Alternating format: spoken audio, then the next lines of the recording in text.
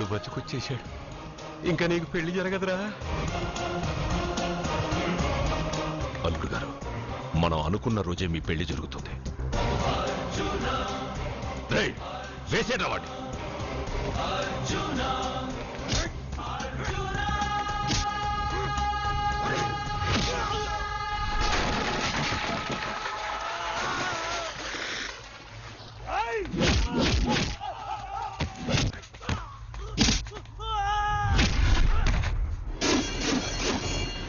పోయిన బల్బు అనుకుంటే వీడు పవర్ఫుల్ గా వెలిగిపోతూ వచ్చేసాడేంటి?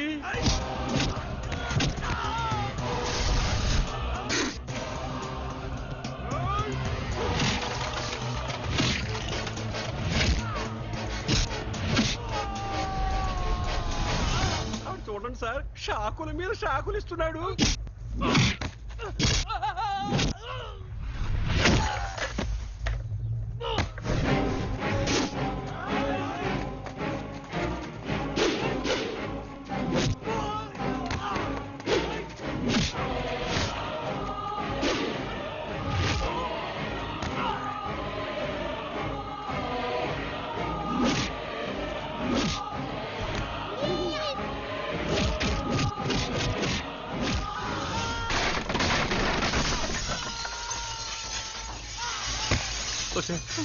మన వాడికి వేరే చోట పెడదాం ప్లగ్గు. నేను పెళ్ళంటూ చేసుకుంటే ఈ అమ్మాయిని చేసుకుంటానన్నా. అయితే నీకు ఈ జన్మలో పెళ్లి.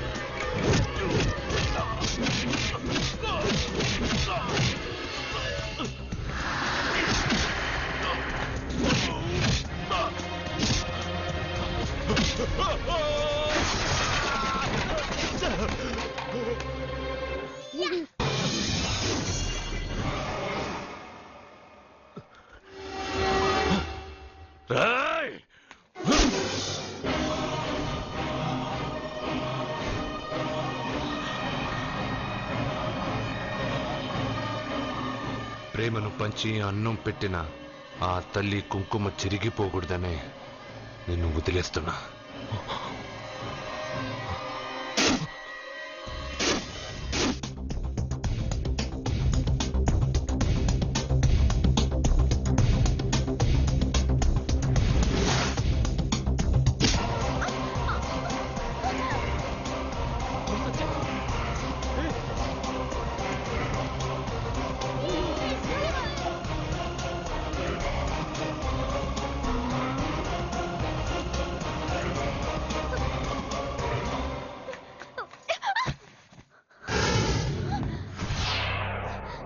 ఇప్పటి నుంచి ఇదే నీ ఇల్లు. నువ్వు నన్ను ఇష్టపడి పెళ్లి చేసుకున్నావు లేదా నాకు అనవసరం. నా గొంతులో ప్రాణం ఉన్నంత వరకు నిన్ను ఎవ్వరికీ దక్కనివ్వను. అలా జరిగితే నేను మగాడినే కాదు. నీ భార్యగా బతకాలని రాసుంటే నేను చస్తానే తప్ప నీతో కాపురం చేయను. 10 మందిని కొట్టి నన్ను తీసుకొచ్చినంత మాత్రాన నేను నీ పెళ్ళాన్నైపోతాననుకున్నావా?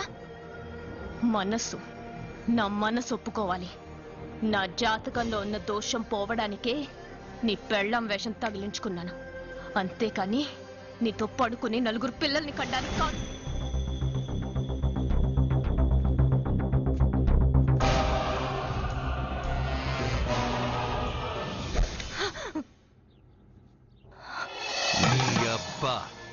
నీ కట్టింది ఇది నీ మెడలో ఉండగా నిన్ను జర్రు జర్రు జర్రు అని చింపేయగలను. కానీ ఎంత తాలి గట్టినా ఒక ఆడదాని అనుమతి లేకుండా తాకేవాడు మగాడే కాదు.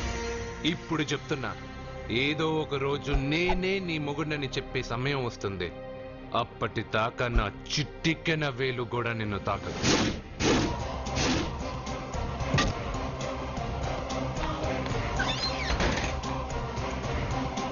మీ చెల్లెలకి పెళ్ళయింది.